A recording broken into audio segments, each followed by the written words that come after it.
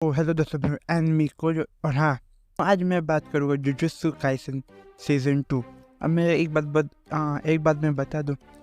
जब मैंने सीज़न 1 देखा था तो मैंने इसीलिए देखा था क्योंकि वो ज़्यादा पॉपुलर हो रही थी।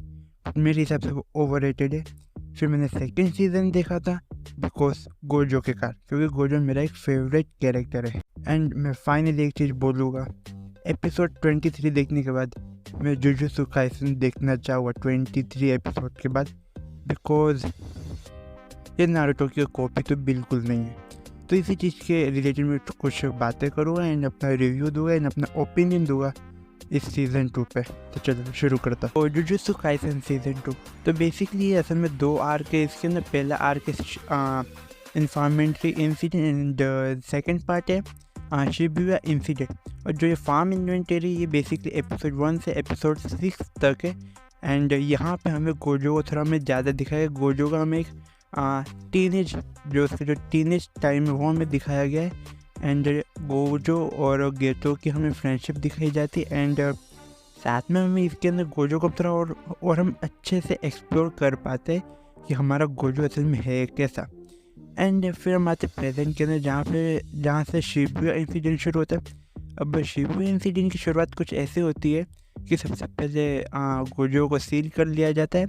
एंड जहाँ से बाकी के जो जुजुत्सु काइसन के जो है वो सब गोजो को बाहर निकालने की कोशिश कर दे, कैसे भी करके गोजो को हम बाहर निकले इस सील से।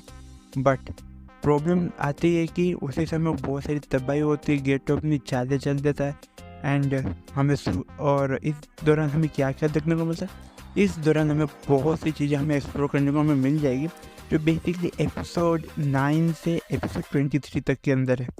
लाइक हमें बहुत सारे हमें डेथ देखने को मिली। लाइक नानामी हमारे एक इम्पोर्टेंट कैरेक्टर में से था जो मुझे भी अच्छा लगता था, बट हाँ उसकी डेथ हो चुकी है, एक स्पॉइलर है। प्लस हमें माहितो एंड इदोरी की हमें लड़ाई देखने को मिलेगी।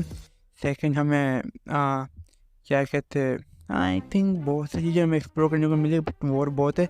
एंड हम सुकुना को वापस से देख पाते। हाँ, चीज़ें यहाँ पे भी ख़त्म नहीं हुई है। हम एपिसोड 23 में क्या बता रहे हैं उसके बारे में आगे बात करूँ, पहले मैं अपना ओपिनियन ठीक है। चलो मैं 23 के ऊपर बात करता हूँ, ओपिनियन लास्ट में मैं दूँगा। तो बेसिकली एपिसोड 23 में होता है, जब एपिसोड 23 में जब गेतो जब शुरुआत कर देता है तो उसमें बहुत सारे इफेक्ट हमें देखने को मिले जो हमें सीजन 3 में हमें देखने को मिलेगा। अब मैं तुम्हें स्पॉइलर दे रहा हूँ। तो पहली बात तो गोजो है अभी भी सील है एज एनिमी सीरीज के अंदर। एंड जहाँ पे जो जुजुत्सु काइसन जो एसोसिएशन है उसकी वो कुछ कार्रवाई होगी। प्लस आप जुजुत्सु की यूनिवर्स के अंदर गवर्नमेंट ऑफिशियल अब अनाउंस करने वाले की कर स्पिरिट होती है, वो एग्जिस्ट करती है, वो भी पब्लिकली। देन हमें एक और चीज़ हमें पता चलती है कि जो यूटा है इटाडोरी में बोलो, जो इटाडोरी है उसको मारने के लिए मतलब अब निकल चुका है बेस कि अब उसको मार दो, उसको ख़त्म करो, जो सुकुना का बेसिकली वेसल है। बट उसको उसके लिए हायर किसको क्या तुम्हें पता है? यूटा। अब जिनको यूटा के बारे में नहीं पता मैं बता दूं, जो सीज़न 1 के बाद बेसिकली जुजुत्सु काइसन 0 आई थी, जो एक मूवी थी जो इसमें प्रीक्वल थी। एंड वो पूरी तरह से यूटा को ही हमें बताती कि यूटा कौन है। अब मैं यूटा के बारे में तुम्हें थोड़ा आइडिया दे देता हूँ जिनको कि यूटा के बारे में ना पता हो। यूटा भी असल में गोजो का एक स्टूडेंट है। प्लस वो ऐसा कैरेक्टर है जिसने गेतो की बैंड बजा दी थी जुजुत्सु काइसन 0 के अंदर। तो इस कैरेक्टर को तुम कम मत समझना। एंड इसको असल में हायर किया गया है यूटा को असल में हायर किया गया है इटाडोरी को ख़त्म करने के लिए कि अब उसको एग्जीक्यूट करो, अब उसको ख़त्म कर दो।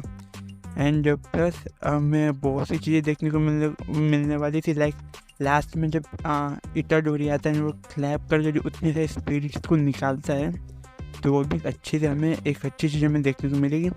एंड अब मैं इसके बाद अपना पर्सनल ओपिनियन दूँ तो सीज़न 1 मैंने शुरू में बोला, मैंने बस पॉपुलर होने के कारण देख दिया था, बट वो मुझे इतना कुछ मज़ा नहीं आया था सीज़न 1 में।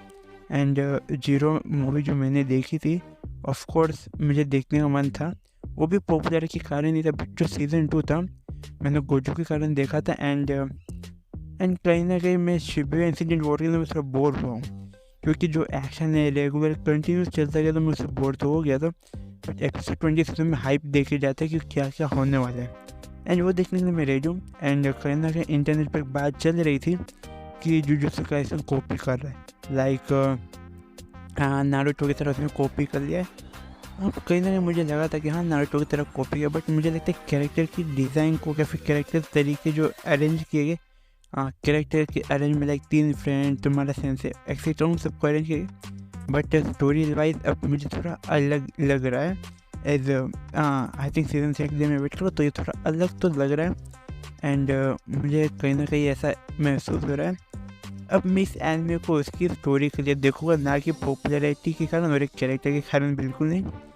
एंड ना गोजो अब तक मरा नहीं, कलर बेस अच्छा था, बट एपिसोड 15 और एपिसोड 16 में शायद एनिमेशन कुछ अलग ही लग रहा था। एंड ओपनिंग वाइज ओपनिंग दोनों अच्छी नहीं, मुझे सिर्फ ओपनिंग 1 अच्छी लगी, ओपनिंग 2 बिल्कुल अच्छी नहीं। ओपनिंग 1 अच्छी लगी एंड एंडिंग 1 मुझे बहुत अच्छी लगी as a song. And visuals अच्छे ही है, मापा का काम है, ख़त्म मतलब मापा है तो सब एनिमेशन में तो बाप। एंड एनिमे मज़ेदार है, मैं सीज़न 3 का बस वेट कर रहा हूँ। तो टाटा बाय बाय।